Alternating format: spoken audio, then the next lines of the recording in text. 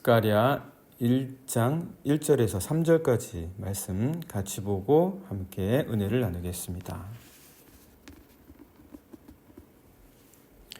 네, 같이 읽겠습니다. 다리오 왕 제2년 8째 달에 여호와의 말씀이 이또의 손자 베레가의 아들 선지자 스가랴에게 임하니라. 이르시되 여호와가 너희의 조상들에게 심히 진노하였느니라.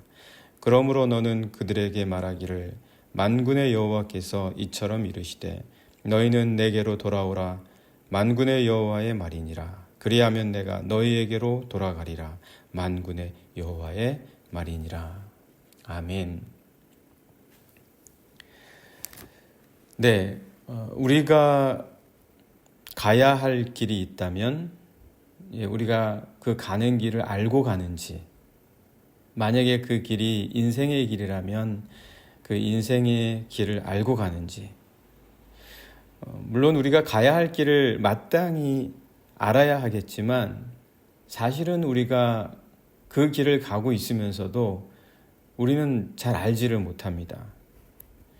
그래서 실수도 하고 그리고 또 돌아가기도 하죠. 그렇다고 해서 우리가 가야 하는 그 길에서 실수를 하고 돌아가는 게 잘못된 것이다, 꼭 그렇게 말할 수만은 없습니다. 그렇지만 그것이 잘못된 길이라고 말할 수는 없다고 하는 그것이 우리가 잘못을 범하지 않는다, 그런 말은 또 아닙니다. 우리가 잘못을 범하지 않고 잘 간다, 일단 잘못된 것은 아니니까 우리가 실수하고 돌아가고 이런 것들이 잘못을 범하는 것은 아니다, 이렇게 또 말할 수는 또 없을 것입니다.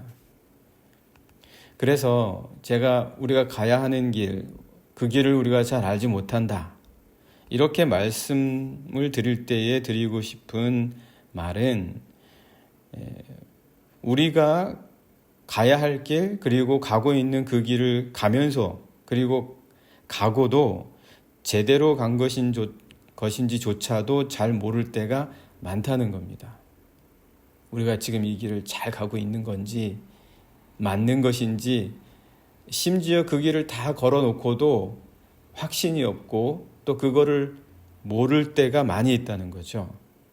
우리는 그런 존재들입니다.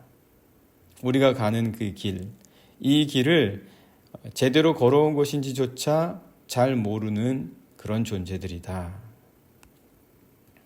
그래서 하나님께서는 스가랴를 통해서 포로에서 돌아온 이스라엘 백성들도 자기들에게 주어진 길을 걸어간 거죠.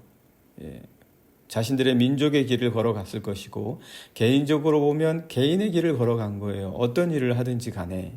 우리도 그렇지 않습니까? 우리 민족이 걸어온 길이 있고, 그리고 개인적으로 보면 우리 각자 개개인이 걸어온 인생의 길, 그 여정이 있습니다. 그런데 그 길에 최선을 다했는가, 아니면 이 길이 제대로 된 것인가, 이거 우리가 모를 때가 있다는 거죠. 왜 모르겠습니까? 기준이 없어서 그렇지 않겠습니까? 마땅히 그것을 분명히 비교하고 확인해 볼 만한 기준을 가지고 있지 않은 거예요. 그래서 우리는 그거를 기준이 약하면 약할수록 잘 모르는 겁니다. 하나님께서도 오늘 스가랴를 통해서 포로에서 돌아온 이스라엘 백성들에게 돌아와라, 이런 말씀을 하십니다. 그거는 분명히 하나님께서 기준을 알고 계시기 때문이죠. 분명한 기준을 가지고 계시기 때문입니다. 우리는 기준이 없고 그 기준이 무엇인지조차도 모르지만 하나님께는 분명한 기준이 있다는 거예요. 그래서 우리가 가는 이 길이 과연 맞는지, 제대로 가고 있는 것인지를 알려면 당연히 하나님께 물어야 되고, 하나님께서 말씀해 주시는 그 기준을 우리가 알고 배우고 또 익혀야 된다. 그런 말씀이죠. 그래서 하나님께서 스가랴를 통해서 포로에서 이스라엘 백성들이 돌아왔거든요. 바벨론 포로로 70년을 지난 이후에 돌아오게 됩니다.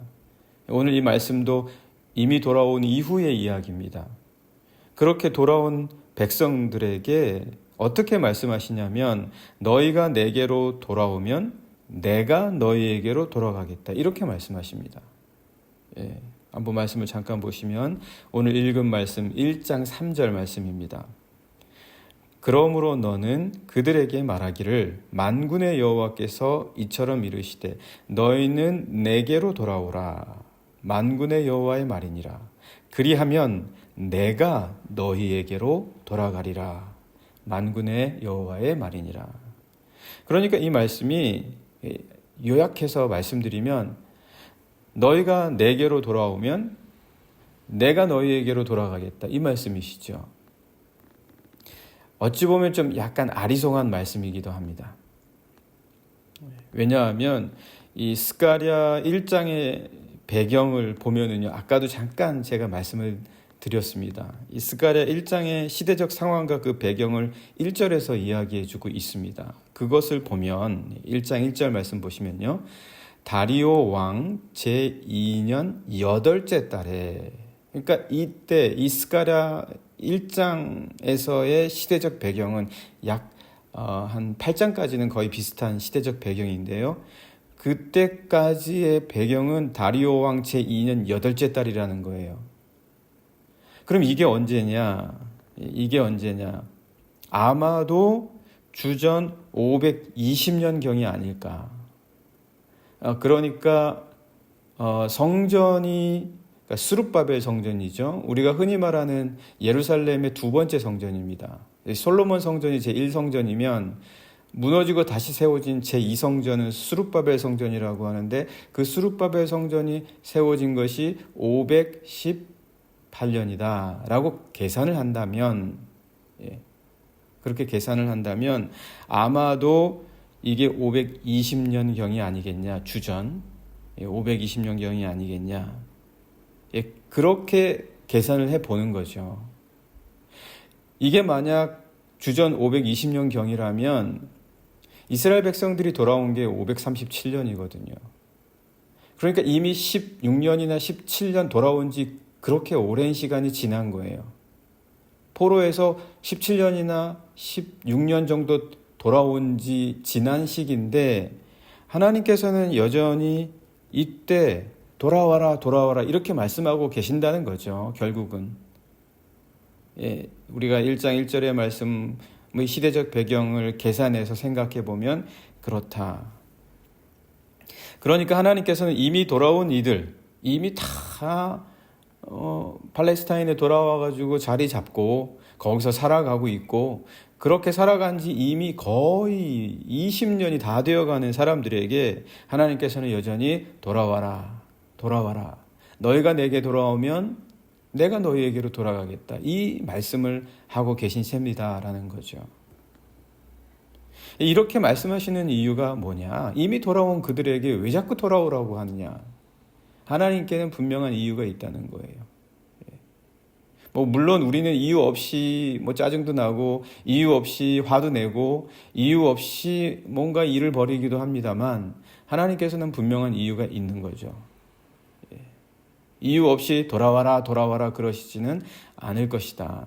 분명히 이스라엘 백성들에게 돌아와라 라고 한다면, 그것도 이미 돌아온 백성들에게 그렇게 말씀하신다면 하나님께는 분명히 그런 이유가 있다.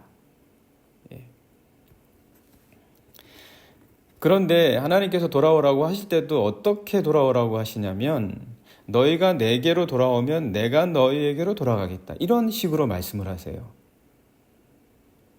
이런 식의 말씀, 어찌 보면 이게 약간 우리가 인간적인 관계로 생각을 해보면 속 좁은 거거든요. 너가 이렇게 해야 내가 이렇게 해줄게. 이런 식의 말씀입니다.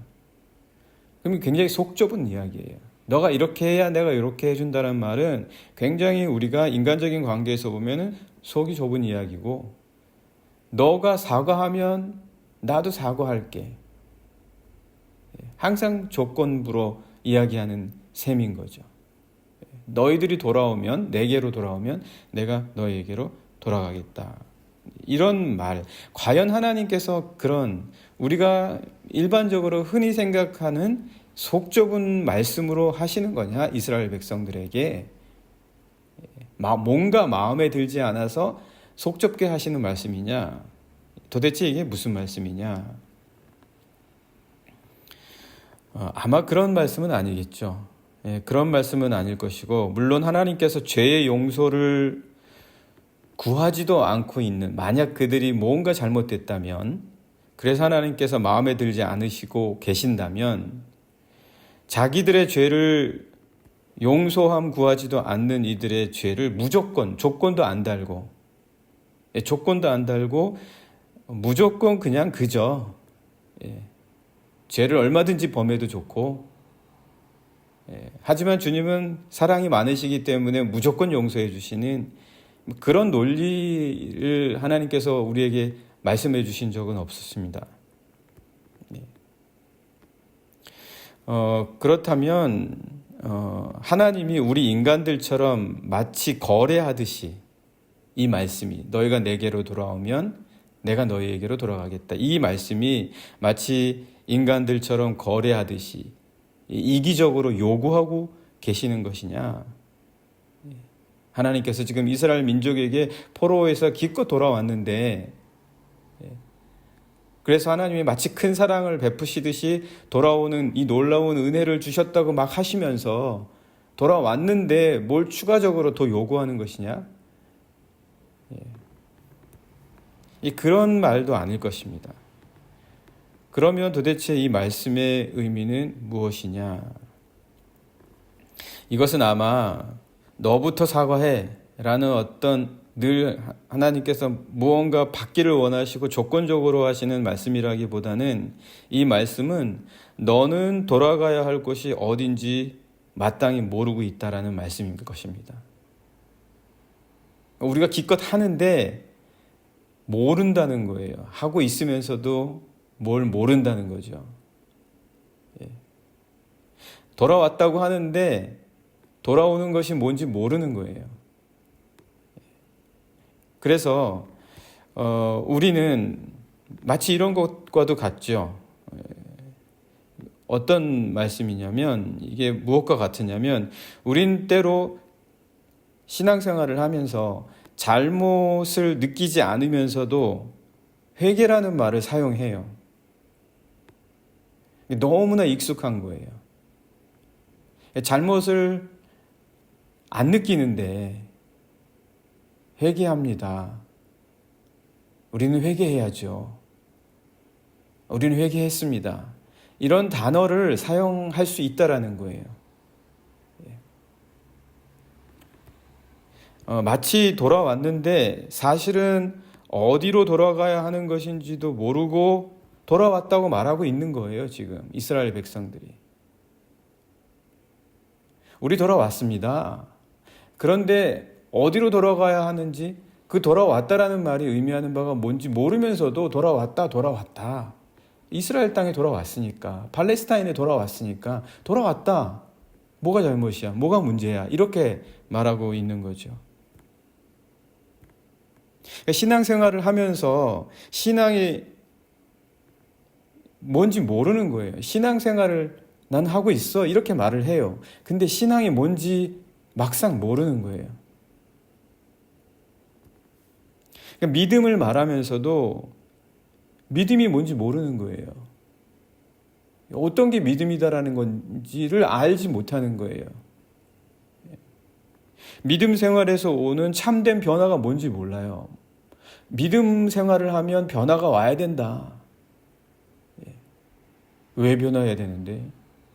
내가 지금 이렇게 하나님 알고 하나님 고백하면 되는 거 아니야? 이렇게 생각을 할 수가 있다는 거죠. 변화에 대해서 모른다는 거예요. 그리고 믿음 생활을 하면서도 믿음이 주는 그 기쁨을 모르는 거예요. 믿음이 주는 기쁨, 믿음이 주는 확신, 그 믿음으로 말미암은 내 존재의 변화됨, 이것에 대해서는 전혀 모르는데, 그리고 별로 관심이 없는데, 그리고 도대체 이게 뭘 말하는 건지조차도 모르는데, 그러면서도 믿음에 대해서 말하고 있다는 거죠.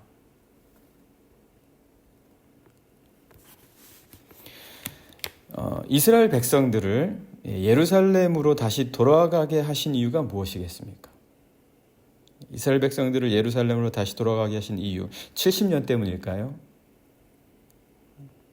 70년을 꽉 채워서 그 70년이라는 것을 모든 사람들에게 하나님이 이 기간을 정확하게 맞추신다라는 것을 보여주시기 위함이었겠습니까?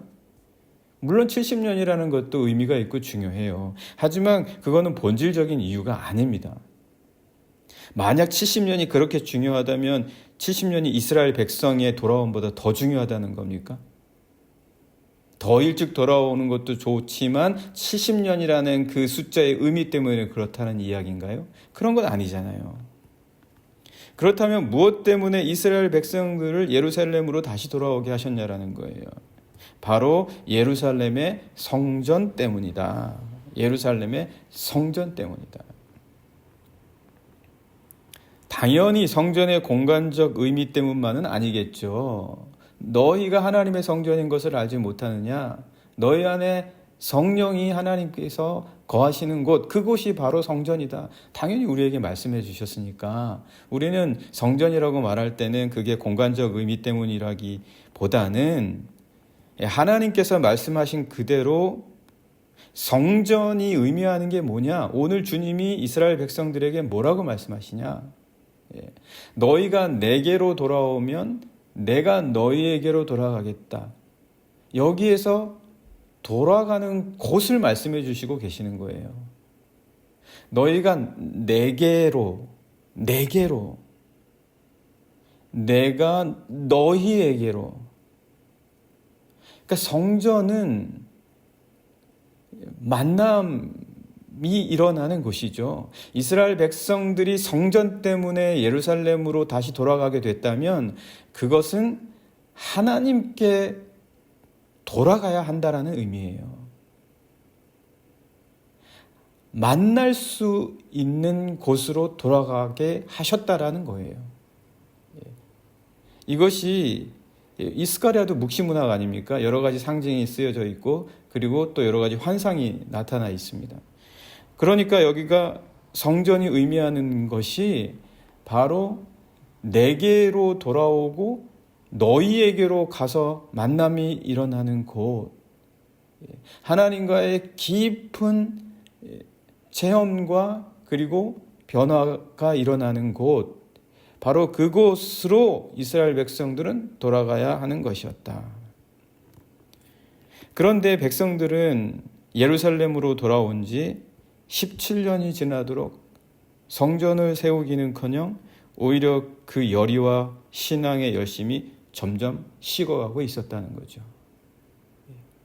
성전을 세우지 못하고 그 열심과 열의가 오히려 식어가고 있었다. 하나님을 만나는 것에 대한 그 뜨거움이 점점 식어가는 거예요.